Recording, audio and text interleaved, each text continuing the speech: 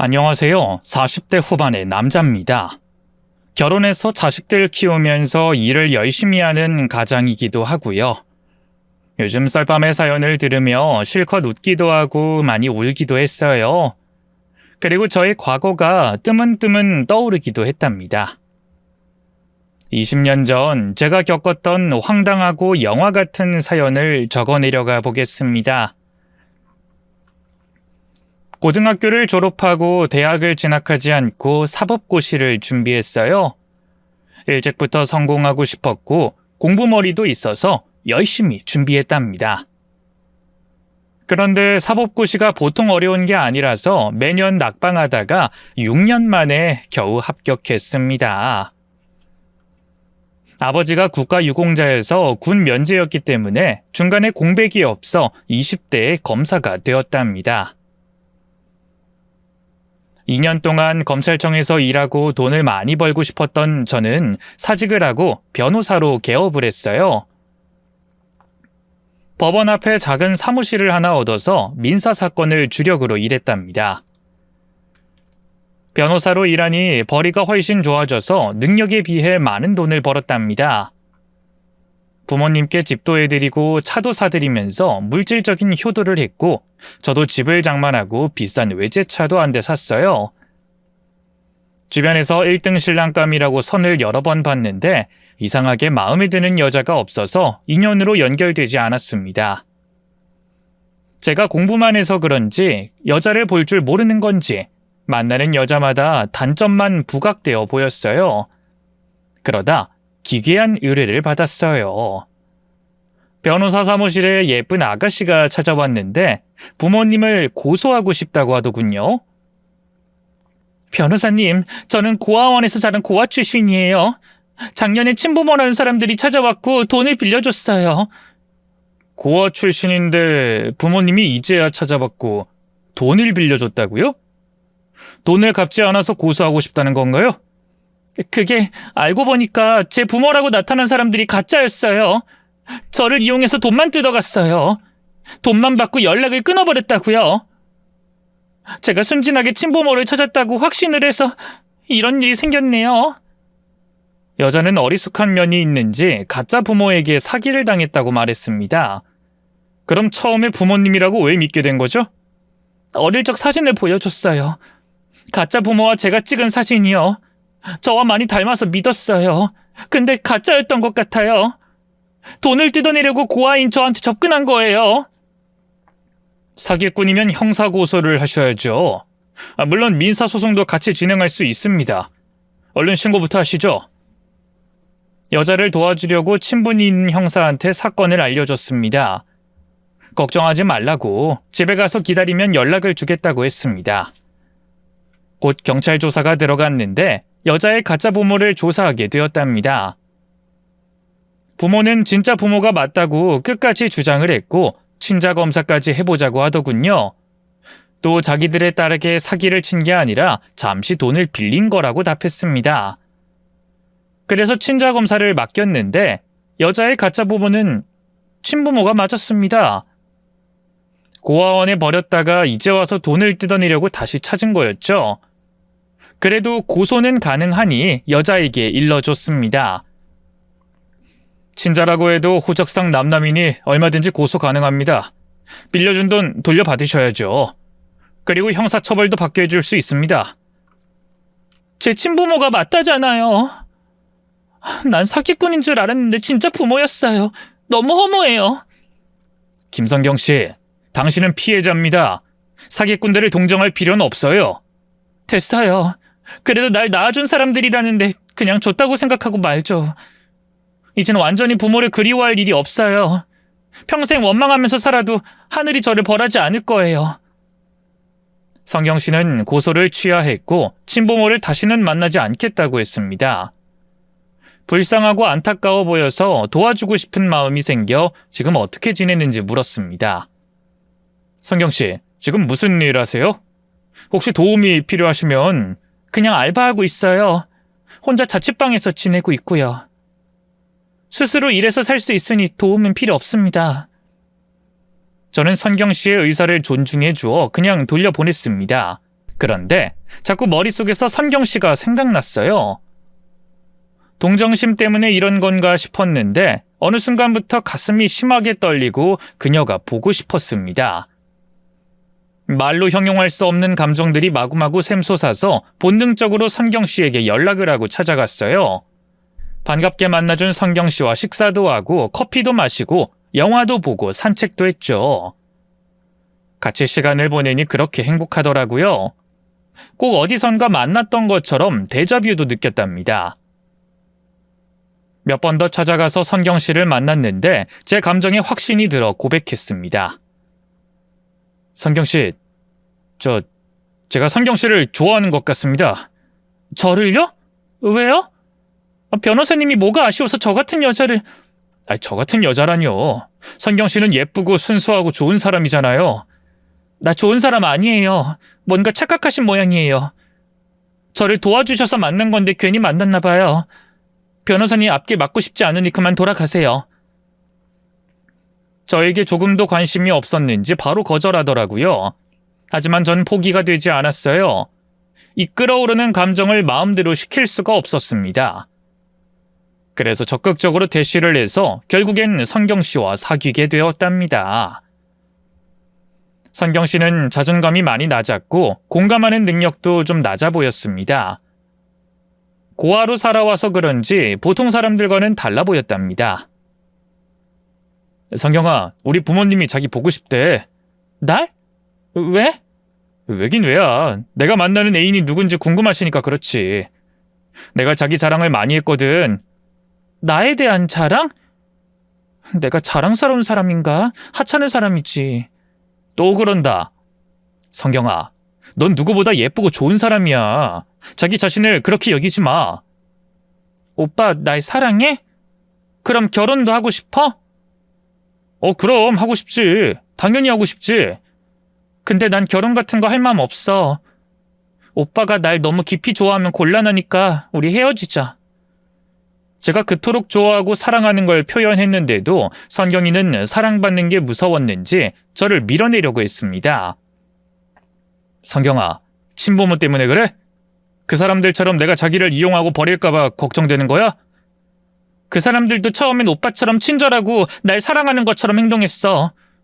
그런데 결말은 난 아니야. 너한테 바라는 것도 없고 난 돈도 잘 벌어. 변호사인데 자기한테 돈을 뜯어낼 일은 없잖아. 나 뜯길 돈이 없어. 여자친구와 대화를 하면 힘이 한 번씩 쭉 빠졌습니다. 대화가 자꾸 샛길로 빠지길래 확실하게 말했습니다. 나는 내 앞에 있는 김성경이랑 결혼하고 싶어. 이게 내 진심이야. 결혼하면 뭐가 좋아? 내 인생이 바뀌나? 좋은 쪽으로 바뀌겠지. 자기 닮은 딸도 낳고 날 닮은 아들도 낳아보면 아마 엄청 행복할 거야. 그러다 우리가 애들을 키우기 싫어지면 고아원에 버리나? 뭐? 무슨 그런 무서운 말을 해.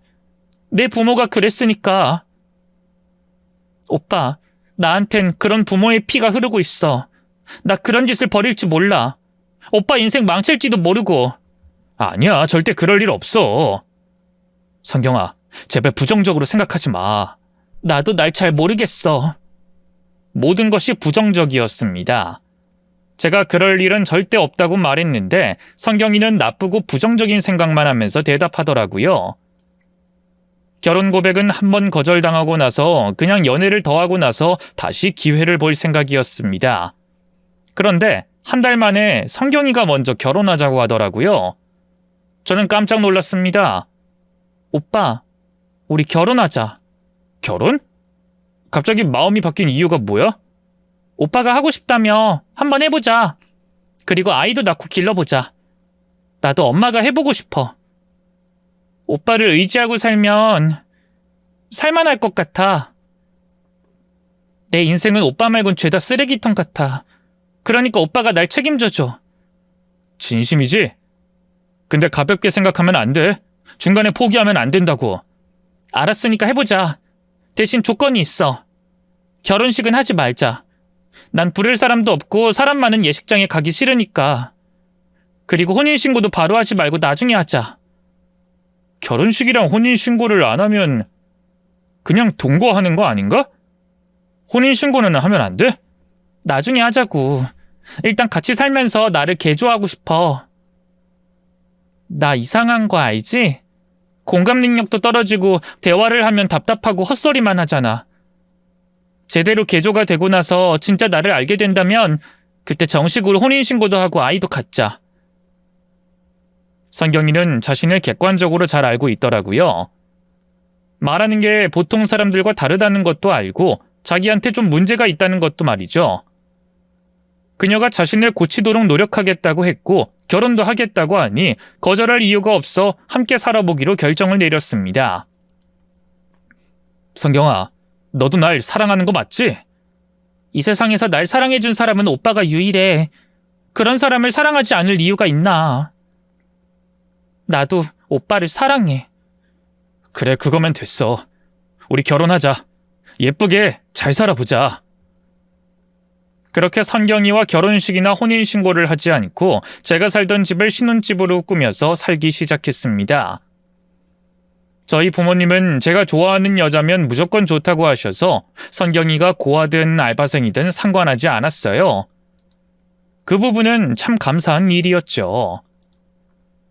저와 선경이는 불같은 신혼생활을 보냈고 누구보다 서로를 아끼는 존재가 되었답니다. 성경아, 이제 알바 그만하고 오빠가 주는 생활비로 편하게 지내. 왜?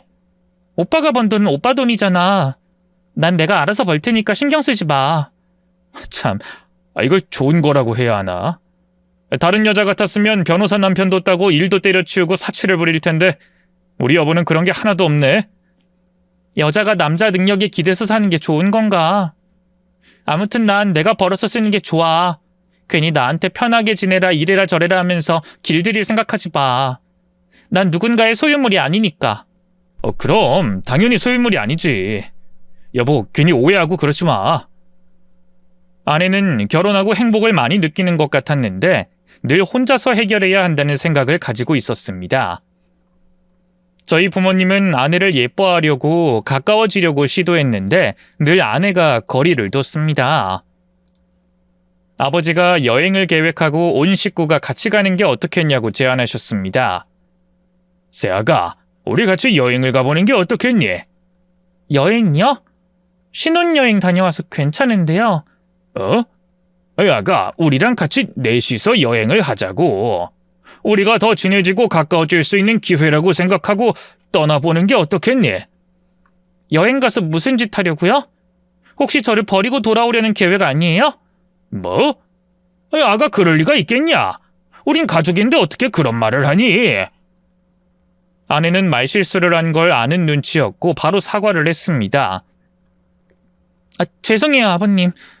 제가 아직도 겁이 많은가 봐요. 누군가에게 버림당하는 게 두려워서요. 가엾기도 해라. 아가, 여기서 널 버릴 사람은 아무도 없다. 우린 널 지켜줄 부모고 네 옆에 있는 우리 아들은 너의 배필이다. 평생 동반자라고. 네, 제가 마음을 열지 못하고 실수를 했어요. 죄송해요. 에휴, 딱한 것. 천천히 마음 열거라. 잘못한 거 없으니 너무 움츠려들지 말고. 1년이 지났는데도 아직 아내는 큰 변화가 없었습니다. 부모님은 시간이 약이라며 더 기다려주자고 했어요. 저도 아내가 혼자가 아니고 가족의 일원이고 사랑받는 귀한 사람이라는 걸 깨달을 날이 오리라 믿어 의심치 않았습니다. 어느 날 변호사 사무실을 나와 집으로 돌아가는 길에 아파트 입구에서 아내가 웬 중년 여자와 대화 나누는 걸 봤습니다. 친구 하나 없는 아내였으니 누굴 만나는 건지 궁금해서 얼른 차를 세우고 내렸답니다. 여보, 누구셔? 잘 아는 분이야? 퇴근하는 거야? 어서 집에 들어가자. 누군지 소개 안 해줄 거야? 그냥 잡상인이야. 가자. 그 말에 중년 여자가 푹 소리를 내며 웃었습니다. 잡상인? 그래, 아무렇게나 소개해라. 대신 내가 한 말은 꼭 들어주는 게 좋을 거야. 아내는 무표정한 얼굴로 가만히 있었고 저는 무슨 일인지 알고 싶어 중년 여자에게 물었습니다. 저기 아주머니 누구시죠? 무슨 말을 들어주라는 거죠? 성경이 남편? 꽤 멀끔하게 생겼네. 우리 성경이가 얼굴이 예뻐서 신랑 하나는 잘 꼬셨어. 이보세요. 무슨 말 그렇게 하십니까? 도대체 누구길래 제 아내를 불편하게 하시는 겁니까? 중년 여자는 저를 위아래로 훑어보더니 다시 웃었습니다. 성경이가 남자 보는 눈이 이랬구나. 그래도 뭐 변호사라고 하니까. 아주머니, 누군지 말씀을 좀 해주시죠. 자꾸 불편한 이야기 하지 말고요. 잡상님 맞아요. 별 사이 아니니까 걱정하지 마세요. 성경아, 그만 가볼게. 변호사 신랑, 다음에 기회가 되면 또 봅시다. 중년 여자가 떠나자 아내에게 바로 물었어요. 여보, 저 여자 누구야? 진짜 이상한 사람이네. 별거 아니야. 내 친척이라고 하면서 찾아온 여자야. 내가 변호사랑 결혼한 걸 알고 돈을 빌리겠다고 왔나 봐. 뭐? 친척이라고 접근했다고? 진짜 나이 든 어른들이 왜 다 저 모양인 거야? 기가 막히네. 아내는 저를 보며 괜찮다고 대답했어요. 돈을 빌려줄 일도 없고 그 중년 여자를 다시 볼 일도 없다며 안심시켰습니다.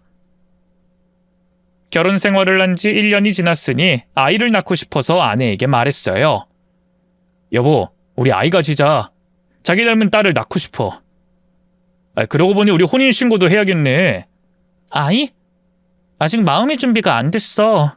아직도? 그럼 혼인신고는? 그것도. 우리 조금 천천히 생각하자. 그래, 보채지 않을게. 그 마음의 준비가 되면 자기가 먼저 이야기해줘. 아내는 저를 지그시 보면서 자기를 진짜 사랑하냐고 물었습니다. 늘 확인을 받으려고 뜬금없이 묻곤 했답니다. 오빠, 날 사랑해? 그걸 말이라고 해. 엄청 사랑하지. 왜? 이유가 뭐야? 사랑하는데 이유가 어딨어. 그냥 사랑하니까 사랑하는 거지. 오빠는 참 좋은 사람이야. 내가 살면서 오빠 같은 사람은 본 적이 없어. 그러니까 우리가 결혼을 한 거지. 성경아, 100번을 물어도 내 대답은 똑같아. 알겠니? 고마워, 날 사랑해줘서. 오빠, 무슨 일이 있어도 날 버리지 않을 거지? 그런 말이 어딨어. 내가 당신을 왜 버려. 우린 평생 함께 사는 거야. 알겠지? 오빠 말 들으니까 안심된다. 중년 여자가 다녀가고 보름 뒤에 이번엔 저보다 좀 나이가 많은 남자가 아내를 만나는 걸 목격했습니다. 이번에도 누군지 궁금해서 바로 달려가서 아내와 남자를 보고 인사를 했어요. 여보, 나 퇴근했어. 이 남자분은 누구야? 그냥 아는 사람. 그냥 아는 사람? 남자를 쳐다봤더니 활짝 웃더군요. 아, 그 변호사 남편이구나. 반가워요. 나 성경이 오빠예요. 오빠요? 성경이한테 오빠가 있다는 건 처음 듣는데요. 아, 고아원에서 같이 자란 오빠입니다. 우린 친남매처럼 자랐어요. 성경이를 오래 찾아다녔는데 오늘에서야 찾았습니다. 그래요? 그럼 집 안으로 들어가셔서 얘기하시죠. 여보, 손님 왔는데 집으로 모시자. 아내는 고개를 절레절레 흔들면서 거절했습니다. 이 오빠가 약속도 안 하고 온 거야. 나중에 따로 보든지 할게. 고아원 오빠는 머스키하며 손을 흔들더군요. 내가 괜히 찾아왔나 봐요. 우리 성경이 좀 잘 부탁드립니다. 다음에 다시 올게요. 네, 그럼 다음에 뵙죠. 그가 돌아서기 전 의미심장한 말을 하더군요. 저기 근데 말입니다. 성경이에 대해 얼마나 아세요? 그 질문에 성경이가 버럭했습니다. 오빠 그만해. 괜히 남편한테 이상한 소리 하지 말고 그만 가봐. 알았다, 성경아. 이 오빠가 널 힘들게 찾았으니 또 연락 끊고 그러지 마라. 그럼 오빠가 많이 슬플 것 같거든. 알았으니까 가봐. 변호사 형씨, 이만 가볼게요. 다음에 또 볼 일 있을진 모르겠지만 만약 기회가 된다면 또 봅시다. 자세히 보니 고아원 오빠의 셔츠 안으로 문신이 보였어요. 뭔가 찝찝했습니다. 집으로 돌아가서 아내에게 어떻게 아는 사이냐고 다시 물었습니다. 고아원 오빠 맞아? 단순히 그런 사이야? 그럼 무슨 사이로 보였는데? 지금 날 의심하는 거야? 의심이 아니라 저 남자가 좀 수상하니까. 그리고 얼마 전에 온 중년 여자도 이상했고. 여보, 솔직하게 말해봐. 숨기는 거 있어? 숨기는 거? 오빠, 내가 다 말하면 오빤 다 이해해 줄 수 있어? 당연하지. 난 당신 남편이야. 이해 못할 일은 없다고. 그 오빠라는 사람 몸에 문신이 많은 것 같은데. 아내는 한숨을 길게 내쉬었고 무언가를 말하려다가 입을 다물었습니다. 여보, 뭔데 그래? 할 말 있으면 해봐. 아니야. 할 말 없어. 문신은 그냥 멋으로 한 거래. 오빠, 저녁 차려줄게. 밥 먹고 쉬자. 아내가 차려준 밥을 어색하게 먹고 텔레비전을 같이 보다가 곧 잠이 들었습니다. 별일 아니겠지 생각하려고 애를 쓰며 지냈는데 사흘 뒤에 고아원 오빠가 아파트 입구에서 얼쩡거리는 게 보였습니다. 혼자서 전화통화를 하며 담배를 물고 있더군요. 가까이 다가가서 뭐하는 짓이냐고 물었습니다. 이봐요, 여기서 뭐하는 겁니까? 아이고, 변호사 형씨 또 만나게 됐네. 이거 반갑습니다. 제 아내 만나러 온 겁니까? 그럼 들어오시죠. 집 안에 들어가서 이야기하자고요. 아닙니다. 전 다른 친구가 이 아파트에 살아서 들른 거예요. 신경 쓰지 마세요. 아무리 봐도 수상하니 그냥 넘어가지 않기로 했습니다. 이봐요, 당신 뭐하는 사람이에요? 제 아내한테 무슨 볼일로 이러시는 겁니까? 네? 아니, 그냥 친구 보러 왔다니까요. 성경이한테 볼 일이 있는 건 아니에요. 집에 들어가시면 저 봤다고 말씀 좀 전해주시겠어요? 안 부르다가 말입니다. 당신 뭐야? 뭐하는 사람이야? 거짓말하고 내 집 앞에서 기웃거리는 이유가 뭐야? 제가 반말로 화를 내자 그 남자의 표정이 굳어지더군요. 형씨, 말 조심합시다. 깡패 같은 니놈이 내 아내한테 무슨 볼 일이 있어서 온 거냐고? 난 아무 짓도 안 했습니다. 형씨, 그만 가볼게요. 안부나 전해주세요. 그냥 가지 말고 말을 해! 뭐하는 놈이냐고! 이 형씨가 자꾸 신경을 건드리네. 이봐 형씨, 그러다 다쳐. 당신 아내에 대해 아는 게 없는 것 같은데 괜히 내가 입 열어서 긁어 부스럼 만들긴 싫어. 또 직업이 변호사니까 건드려서 좋을 게 없지. 아무튼 그만 까불어. 나 화나면 무서우니까 또 입 벌리지 마. 그놈은 실실 쪼기면서 아파트에서 나가버렸습니다. 집으로 서둘러 들어가 아내에게 화를 냈어요. 도대체 저 깡패 같은 놈은 뭐하는 인간이야? 당신 남 몰래 무슨 짓 한 거야? 뭐? 고아원 오빠가 왔었어? 그래, 담배 물고 기웃거리고 있더라. 당신 그놈에 대해 할 말 없어? 아내는 무표정한 얼굴로 대답했습니다. 응, 없어. 오빠, 아무 일도 아니니까 조용히 넘어가자. 앞으로는 그 오빠가 찾아올 일 없을 거야. 성경아, 무슨 일인지 말을 하면 내가 도와주겠다고. 책임져 줄 테니까 말 좀 해. 아무 일 아니야, 오빠. 걱정시켜서 미안. 우리 맛있는 밥 먹자. 오빠 주려고 삼계탕 끓이고 있었어. 어서 앉아. 아내는 그놈의 정체를 끝까지 밝히지 않았습니다. 저녁에 먹는 둥 마는 둥 대충 식사를 하고 사무실에서 가져온 일을 하다 늦게 잠들었습니다. 이튿날 아침에 일어났는데 침대에 아내가 보이지 않았어요. 집안을 다 찾아봐도 아내의 모습은 보이지 않았답니다. 신발장을 보니 아내의 구두와 운동화가 모두 사라졌길래 안방을 다시 들어가 장롱문을 열어봤어요. 제가 잠든 사이에 짐을 싸서 도망 나간 것 같았습니다. 너무 황당해서 혼잣말을 뱉었습니다. 뭐야? 도대체 무슨 일이 벌어진 거야? 흥분을 가라앉히고 마음을 졸이며 아내에게 전화를 걸었습니다. 핸드폰은 꺼져 있었습니다. 집을 나간 이유가 뭔지 확실히 몰랐던 저는 하루는 기다려보기로 했어요. 다시 돌아오겠지 하고 초조해하면서 집에만 붙어 있었답니다. 그런데 늦은 밤이 되어도 오지 않아 경찰서를 찾아갔어요. 가출 신고를 하고 꼭 좀 찾아달라고 신신당부를 하고 돌아왔답니다. 그런데 아내의 핸드폰은 켜지지 않았고 신용카드나 다른 생활 흔적이 나타나지 않았어요. 무슨 일인지 답답해하며 괴로운 시간을 보냈습니다. 제가 무슨 잘못을 한 것인지 곰곰이 생각해봤는데 모르겠더라고요. 혹시 그 문신한 고아원 오빠와 내연관계인가 싶은 생각이 들어서 불같이 화를 내며 집안의 집기를 마구 집어던졌습니다. 한 달 동안 아내에 대한 연락은 오지 않았어요. 경찰은 가출인이니 좀 더 기다려보라고 하더군요. 친한 형사에게 부탁했는데도 생활 흔적이 나오지 않으면 당장 찾아내기가 어렵다고 했습니다. 아내가 가출하고 밥도 제대로 먹지 못하고 잠을 제대로 못 잔 저는 변호사 사무실에 나가서 일을 제대로 수행하지 못했어요. 재판에서 말을 더듬거리기도 했고 증거를 빠뜨리고 가서 패소까지 했답니다. 의뢰인에게도 손해를 끼치니 아내가 미워지더라고요. 그러던 어느 비오는 저녁에 의뢰인을 만났어요. 볼일을 다 보고 집으로 돌아가려고 차에 올랐는데 우산을 쓴 여자가 눈에 들어왔습니다. 꼭 아내의 걸음걸이와 비슷했어요. 느낌이 팍 와서 당장 따라갔습니다. 뒤에서 유심히 보니 아내가 맞았습니다. 걸음걸이뿐만 아니라 아내의 향기를 맡았답니다. 곧 우산을 접고 상가 안으로 들어가길래 들키지 않고 따라 들어갔습니다.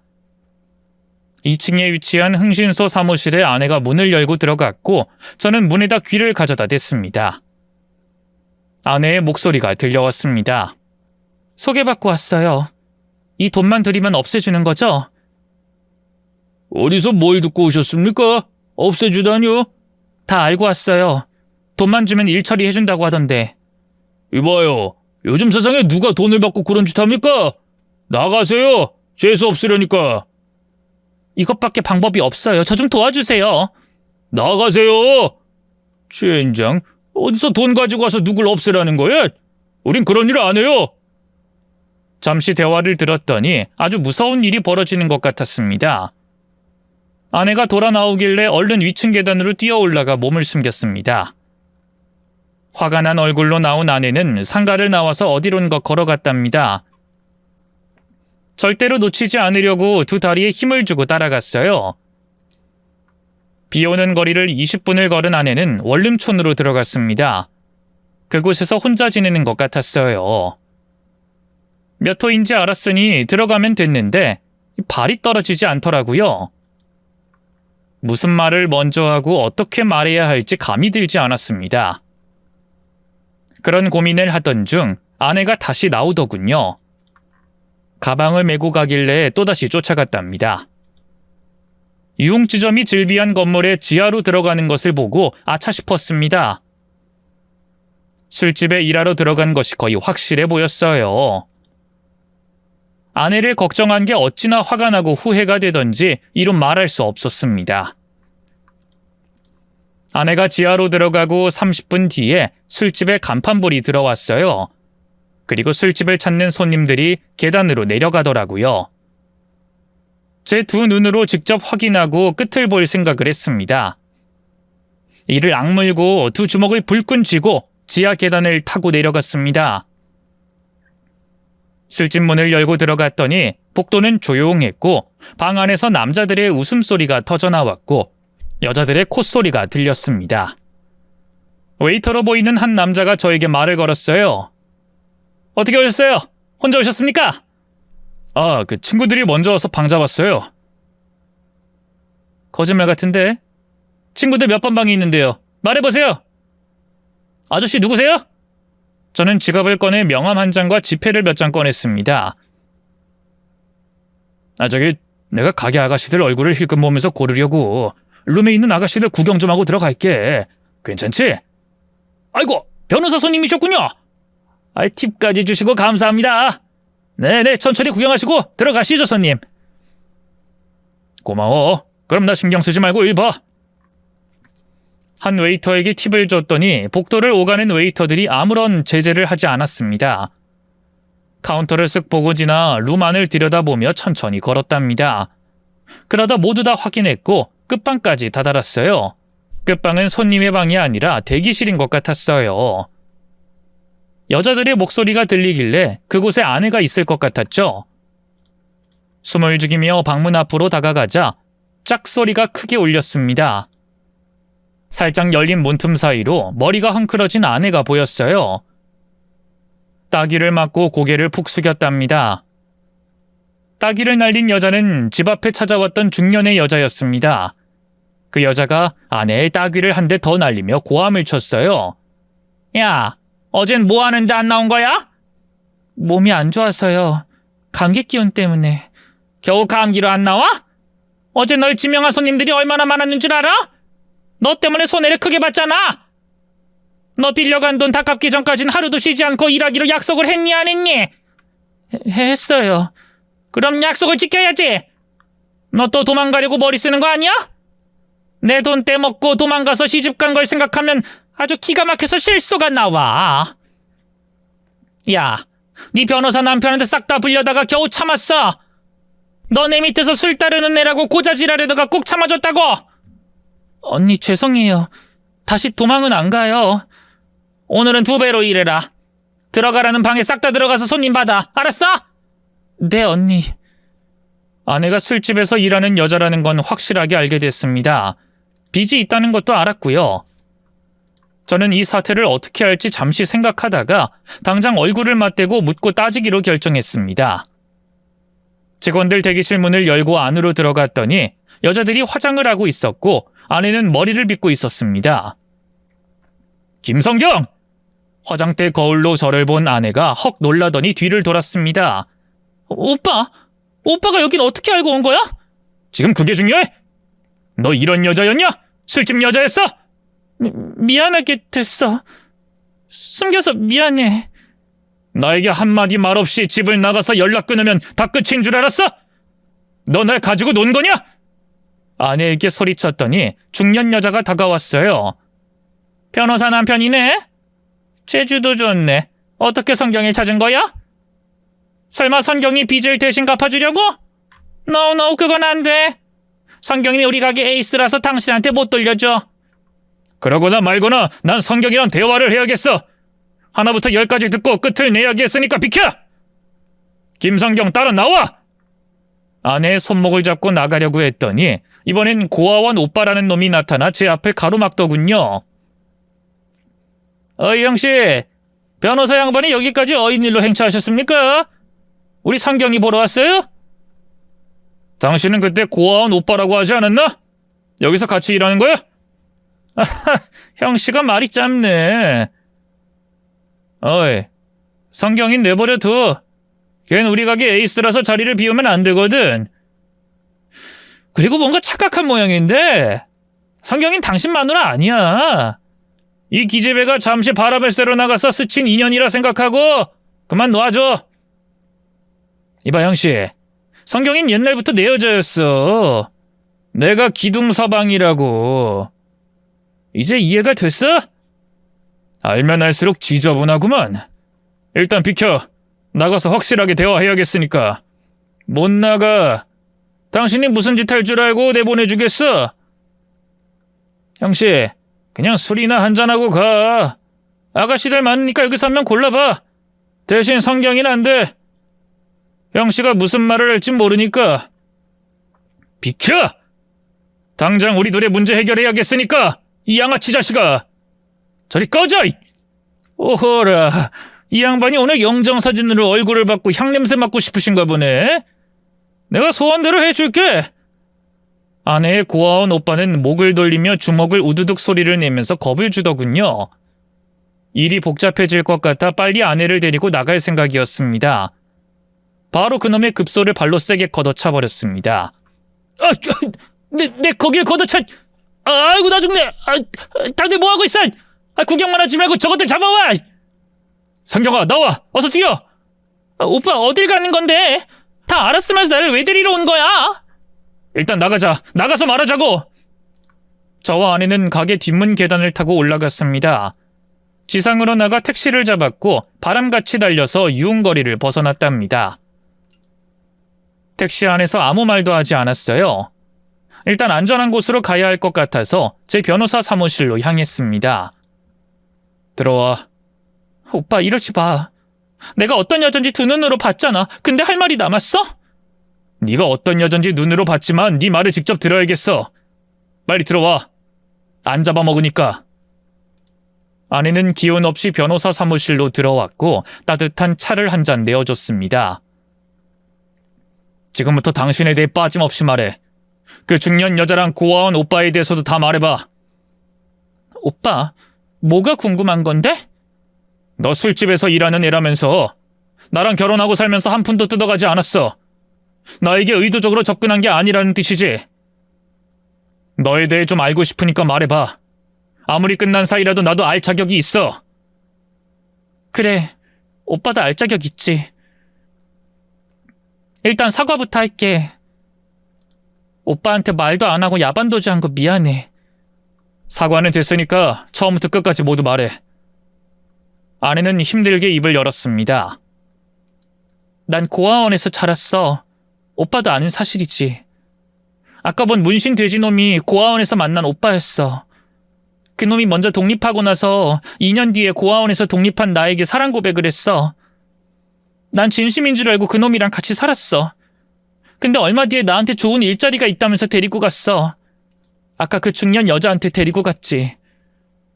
처음엔 술집에서 주방에서 일하는 줄 알았는데 아니었어.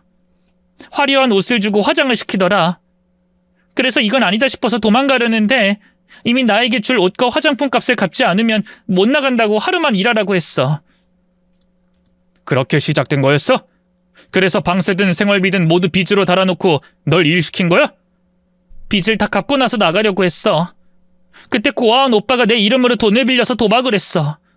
그걸 갚으라고 강요했고 벗어나지 못하게 했어. 아내는 고아원 오빠와 중년 여자에게 철저하게 이용을 당했습니다. 두 짐승이 빨대를 꽂고 피를 빨아먹고 있던 거였죠. 벗어나면 잡혀오길 반복했고 경찰에 찾아간 적이 있는데 술집 사람들과 한통속이어서 벗어나지 못했답니다. 그리고 친부모가 찾아와서 빚을 내서 돈을 빌려줬고 배신을 당하고 제 변호사 사무실에 찾아온 것이죠. 그때 아내는 도망 중이었고 저와 연애와 결혼을 한 겁니다. 중년 여자나 고아원 오빠는 저에게 돈을 요구하는 대신 가게 에이스인 아내를 데려가는 것이 더 큰 이득이라 판단하고 저에게 진실을 말하지 않았대요. 앞으로 계속 찾아올 테니 아내는 저 몰래 야반도주에서 다시 올가미에 들어온 것이었죠. 이야기를 다 들어보니 화가 나서 욕이 저절로 튀어나왔습니다. 그것들 사람도 아니네. 지옥불에 평생 갇혀버릴 놈들이야. 그래서 흥신소에 찾아간 거구나. 그걸 봤어? 그래. 우연히 보고 널 미행했어. 그래서 내가 널 데리고 온 거고. 내가 원하는 대로 일 처리는 안 된대. 흥신소를 믿었건만 이젠 벗어날 방법이 없어. 성경아, 내가 도와줄게. 날 믿고 하라는 대로만 해. 오빠 괜히 엮이지 마. 그것들 얼마나 무서운 놈들인지 몰라서 그러는데 진짜 악독한 짐승들이야. 내가 왜 오빠를 두고 도망 나왔는데 오빠까지 엮이면 진짜 인생 망치게 된다고. 오빠 그만 돌아갈래. 난 일해야 해. 고아원 오빠가 돈을 빌릴 때마다 내가 사인을 했어. 뭐? 그렇게 당하고 또 돌아가겠다고? 이용만 당하겠다고? 너 바보니? 천치야?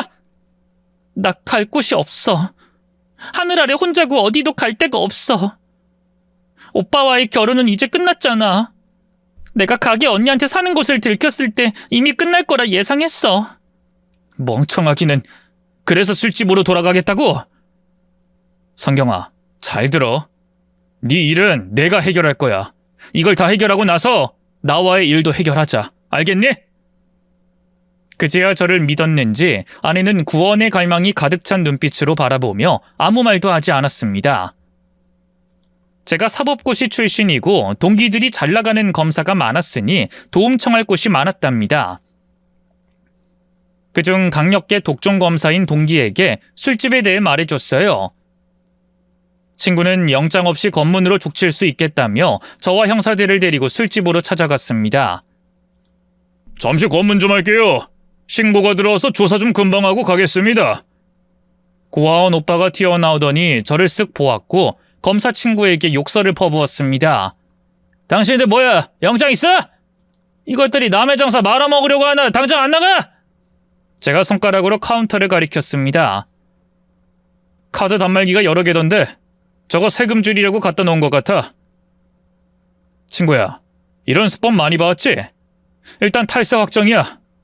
그리고 대기실에 가면 양주가 쌓여있는데 내 눈으로 보니 가짜 양주더라. 게다가 8번 방에선 카드까지 치더라. 지금 들어가 보면 다 증거 있을 거야. 탈세, 가짜 양주, 도박장 운영까지 세트로 묶어서 이것들 다 보내버릴 수 있어. 아내를 찾으러 왔을 때 술집을 자세히 살폈던 걸 제대로 써먹을 수 있었습니다. 검사 친구는 형사들에게 다 뒤져보라고 하고 모든 증거를 챙겼습니다. 중년 여자는 검사 친구에게 협상을 하자고 빌빌 기며 말했어요. 저기 검사님, 우리 이러지 말고 대화로 해결해요. 요 앞에 경찰들이랑은 협의가 잘 됐는데 전달이 잘 안 됐나 봐요.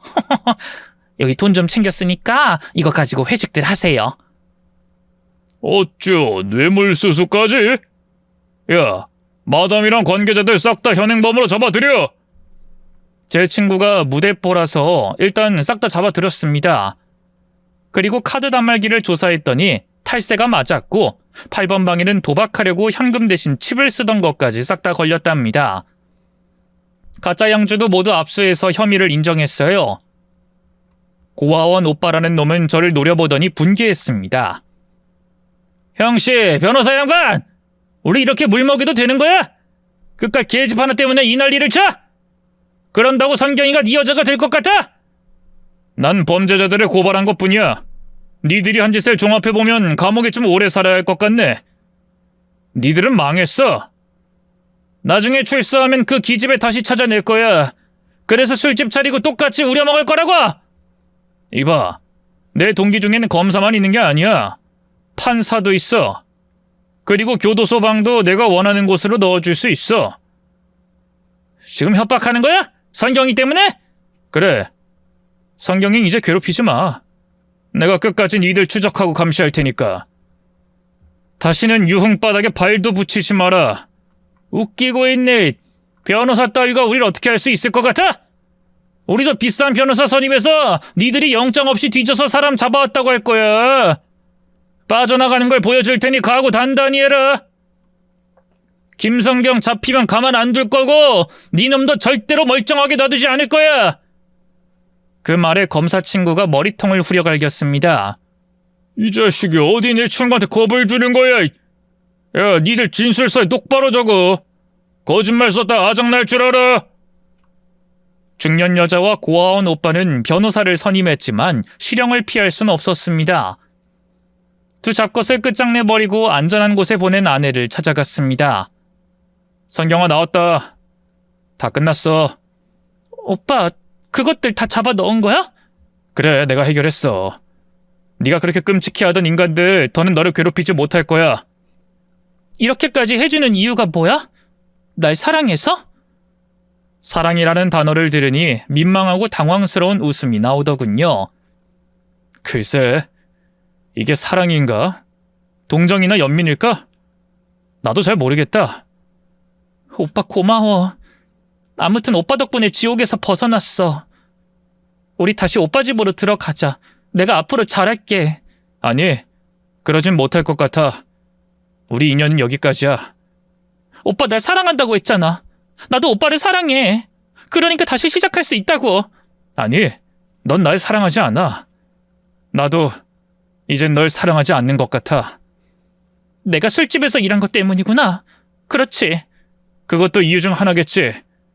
더 큰 이유는 선경이 너랑 나는 끝까지 행복하기 어려울 것 같아. 늘 겉돌듯이 나를 대하는 널 생각해봐. 날 의지하려는 대상으로 좋아한 거지 남자로 사랑한 건 아니잖아. 맞지? 이제부터 사랑하면 되잖아. 오빠 나 잘할 수 있어. 이젠 성격도 다 뜯어 고칠게.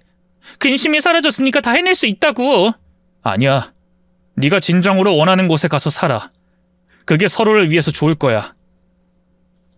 아내는 더는 다시 시작하자는 말을 하지 않았습니다. 아내를 도와 개명과 주민등록번호 변경을 해줬어요. 새로운 이름으로 새롭게 출발하라고 주민등록증을 건네줬습니다. 이제 김성경이 아니라 김희진이야. 주민등록번호도 바꿨고. 주민등록번호까지 바꿀 수가 있구나. 올해부터 시행됐어. 이젠 널 찾는 게 쉽지 않을 거야. 성경아, 아니 희진아, 가서 잘 살아. 고마워 오빠. 도와줘서 고맙고 잠시였지만 같이 살아줘서 고마워. 오빠랑 살 때가 제일 행복했어. 이젠 더한 행복들이 널 기다리고 있어. 앞으로는 아프지 말고 어두운 곳에 가지 말고 늘 환한 곳에서 웃으면서 살아. 오빠 못 잊을 거야. 고마워. 가서 잘 살아. 다시는 어두운 곳에 발들이지 말고 평생 밝은 곳에서 꼭 살아. 아내는 저에게 안겨 한참을 울었습니다. 그리고 지방으로 떠난 아내는 평범하게 작은 회사를 다녔어요. 제가 방을 마련해 줬는데 몇 달 뒤에 고스란히 돈을 갚았답니다. 아내와 이별하고 나니 아주 길고 긴 영화를 본 기분이었습니다. 그때가 2005년이었고 제 나이는 30이 되기 직전이었어요. 다시 여자를 만나서 가정을 꾸려도 늦지 않는 시기였습니다. 부모님은 제가 전처와 이별한 사연을 듣고 안타까워하셨고 도와줘서 잘했다고 하셨어요. 그리고 새로운 여자는 베일에 쌓인 사람 말고 투명하고 평범한 사람이었으면 좋겠다고 말씀하셨답니다. 저 또한 느낀 게 많았으니 신원도 확실하고 과거가 있는 여자는 피하기로 했어요. 그래서 다시 만난 여자는 같은 변호사였습니다. 연애를 시작했고 2년 뒤에 재혼을 하게 되었답니다. 이듬해 아들을 낳았고 3년 뒤에 딸도 낳았어요. 내 식구의 가장으로서 아주 열심히 살았답니다. 그리고 애들이 좀 컸을 때 지방의 한 펜션으로 여행을 갔어요. 아내와 저는 인꼬 부부라는 소문이 돌 정도로 사이가 좋아서 항상 손을 잡고 다녔습니다. 펜션에서 고기를 굽고 있는데 펜션 사장님과 아내분이 나와서 김치와 집기를 빌려주셨어요. 그런데 사장님의 아내를 보고 잠시 놀랐습니다. 전처였거든요. 그동안 양지로 나와서 잘 지내고 있는 건 알고 있었는데 결혼한 건 몰랐어요. 눈을 마주치자 둘 다 시선을 피했답니다. 제 아내와 펜션 사장님이 자리를 비우자 전처가 말했습니다. 가족이 엄청 화목해 보이네요. 애들도 너무 예쁘고요. 저는 어색한 미소를 지으며 대답했습니다. 고맙습니다. 사모님도 아이 낳으시면 되죠.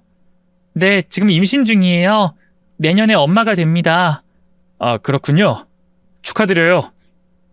저도 이젠 평범하게 잘 살고 있어요. 네, 그런 것 같네요. 보기 좋습니다. 변호사님 덕분이에요. 평생 감사하며 살게요. 그만 말씀하세요. 다 옛날 이야기잖아요. 10년도 넘지 않았습니까? 그래도 다시 만나면 꼭 말씀드리고 싶었어요. 이젠 오빠라고 부를 순 없으니 정중하게 인사는 드리고 싶어요. 감사합니다, 변호사님. 네, 그래요. 남편하고 나중에 태어날 아기와 행복하세요. 그렇게 전처와 우연한 만남과 대화는 끝이 났습니다. 현재는 전처와 헤어진 지 20년이 됐네요. 세월이 참 빠릅니다. 한여름밤의 꿈 같은 사연을 떠올리며 사연을 재밌게 적어봤네요. 각자 행복하게 살게 됐으니 참 다행이에요. 그럼 제 이야기는 여기서 줄이겠습니다. 끝까지 들어주셔서 감사드립니다. 모두 안녕히 계세요.